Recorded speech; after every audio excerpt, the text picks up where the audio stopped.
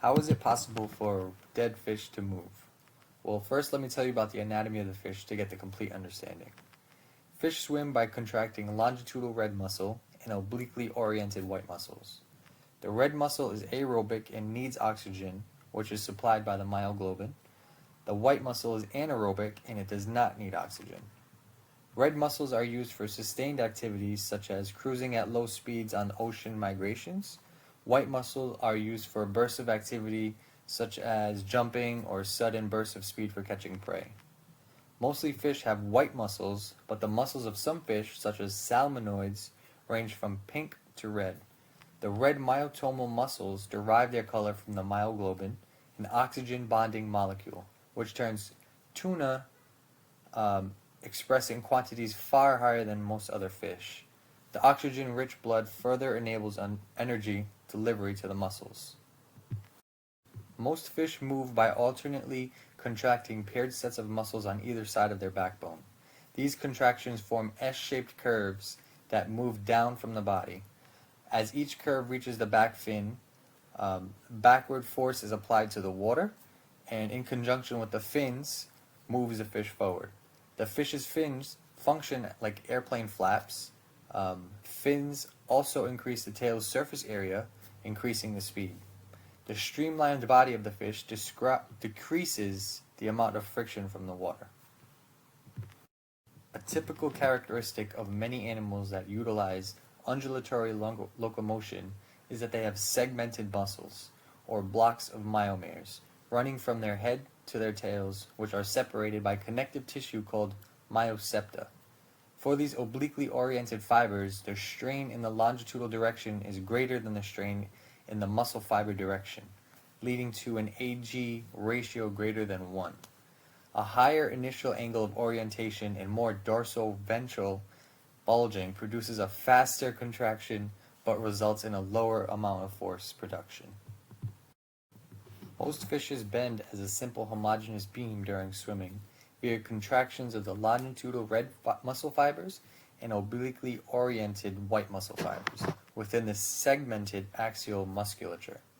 The fiber strain experienced by the longitudinal red muscle fibers is equivalent to the longitudinal strain.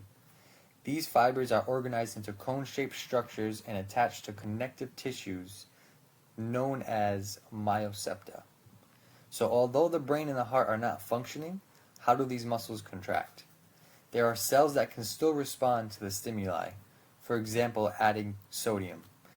Immediately after death, muscle motor neurons, the nerves that create movement within the tissue, which are triggered by electrical signals, still contain some membrane potential, meaning there is a difference in ion concentrations. All cells are polarized, which means that there is still a high to low gradient of charged atoms, or ions, from inside the cells to outside them. The difference between these concentrations is what creates a charge across the membrane. When not being activated by the nervous system, neurons maintain their membrane potential by pumping out a balance of sodium and potassium ions, which are both needed to instigate neurons firing. However, when the neuron is activated with an electrical signal, specific channels within the cell open up, allowing sodium ions to flood in, and as equilibrium of charge in the cell to its environment is required, potassium channels are, as a result, also opened up, causing them to flood out of the cell. Eventually the channels close and the neurons work to restore balance between the concentrations of sodium and potassium inside and outside of them, but not before triggering nearby channels to open, causing a chain reaction within the molecule. This is basically how neurons create movement within a tissue. As previously mentioned, immediately after death, motor neurons maintain some membrane potential or difference in ion charge, which then starts a domino effect down the neural pathways causing movement. Hi, I'm Jenna, and I'm going to be going over how the chicken can move. So to start off with, the muscle contraction occurs in the myofibril. The segments shorten due to the actin filament caps sliding across the myosin filaments. The bands across the myofibril produce the striped effect on the skeletal muscles. So the breast muscle of a bird that can't fly is mostly white fibers, and this is because they only can fly short distances and they need to have rapid wing movement to do so. On a bird that can fly, they usually have red fibers as they need continuous production of energy for contractions, and usually a slow contraction for a long duration of time. So we're going to talk about, next slide, this is pictures from the video. So rigor mortis usually sets in a chicken in 2.5 to 4 hours. The duration is usually 3 to 6 hours.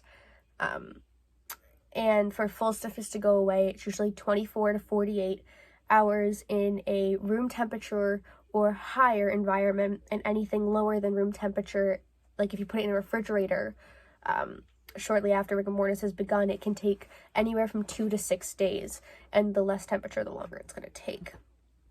So let's talk about some of the effects and things that can affect rigor mortis for a chicken. Could be stress. So that could be, if it's a stressed out bird, they can run out of ATP faster, and you can tell how they ran out of ATP. So if it was in the live bird before death, it's going to be a tougher meat. Then there's environmental stresses like temperature before slaughter. So if it was really hot out and they were using a lot of ATP beforehand, they're going to be a tougher meat. Other things could be high scalding temperatures, longer scalding times, high pre-slaughter stunning, and machine plucking. All of these things, like machine plucking, happens after death, so that's going to cause higher stress. So they're probably going to move a lot more, using a lot more energy and ATP. Let's talk about the types of chickens, because that matters as well. So this here is your normal run-of-the-mill chicken that you're going to have on your dinner plate. This is a broiler chicken. Now there's different types. This is a fast-grown broiler chicken. So they are bred to be able to come up to manufacturing standards in half the time. So they're bred to have higher pH levels, and they do encounter less stress. And they purposely encounter less stress because that makes better meat. This is what is mass-produced, whereas you have a slow broiler chicken, also known as a heritage broiler chicken. They're usually free range, they take twice the time, and they encounter more stress. They encounter more stress because they're usually outdoors, and they have twice as long of a lifespan. So they also have a higher lactate concentration, which means they're going to have a faster drop in pH post-mortem, and they're going to also struggle more after death, or at least they have a more tendency to. If you get something straight out of a butcher, you're most likely going to be getting a heritage chicken. It's the same type, just bred for different reasons. Temperature also affects rigor mortis. It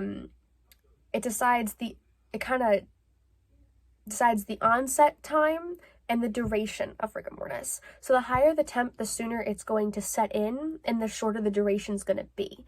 And it's also going to decide the toughness of the meat. So the higher the temp, the tougher the meat. The lower the temp, the longer it's going to take, both onset and duration, which is why if you put it in a freshly butchered chicken into your refrigerator, it can take 2 to 6 days or more for the entire process of rigor mortis and aging to be done. I'll be explaining the pathology of this experiment.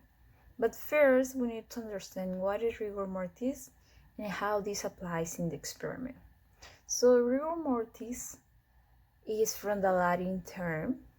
Rigor means stiffness and mortis means death, meaning that rigor mortis is the stiffness of the body muscle that happens after someone dies. I'll be explaining how rigor mortis occurs in the human body and then how this applies into the dead animals. So right here I have a bicep muscle. So we look closer right here to understand how this occurs. So this pink color is the thick filament, which is called the myosin, and this yellow line is the actin, which is the thin filament. And also we have the tropomyosin, which is the green line that goes along the actin, and the troponin, which is the blue dot. So in order for the muscles to contract, they need calcium. Well, calcium is released from the sarcoplasmic reticulum. So when calcium is released, they bind into the troponin. When they bind, they change its shape. So this change also causes the tropomyosin, the green line that goes along, to unravel. So when the tropomyosin is unraveled, the binding site becomes more available for the myosin head to attach or to bind. But in order to the myosin head to bind, they need ATP, adenosine triphosphate. So ATP makes the myosin head attached to the actin binding site. Then we need another ATP molecule to pull over and put the myosin head in the cock position and start the cycle again. So when the myosin head attached to the actin and pulls, it causes the sarcomere to contract. That's what happens. So when we die, the calcium molecules are released in huge quantities.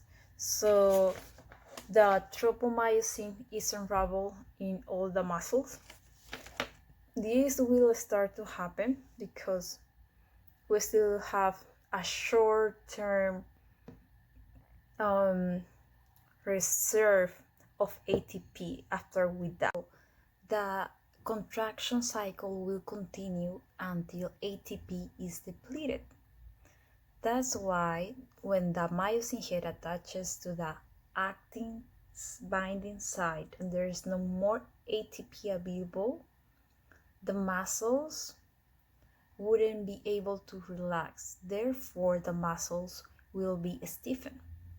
In this case, after the death of an animal, the oxygen supply ceases. However, the glycogen that is reserved in the muscles before death is converted through enzymatic activity into lactic acid and a fall in the pH. So immediately after the death in the pre-rigor phase, the muscles of an animal are softer, and hours later, the muscles start to harden again. All the fish and chicken are brought to life. So while I was doing the research, I found that it's one of the factors that the meat has to be fresh, so fresh that are still intact, that some neurons are still intact and able to fire. Another thing that I found is that when creatures die, the neurons doesn't stop right away. So if we have a little bit of neurons able to fire, they will fire and able to contract. In the case of this experiment of the chicken and the fish, maybe they were exposed to salt, and salt contains ions. So the overwhelming of these sodium ions still fires the neurons, therefore they are able to signal the muscles to contract.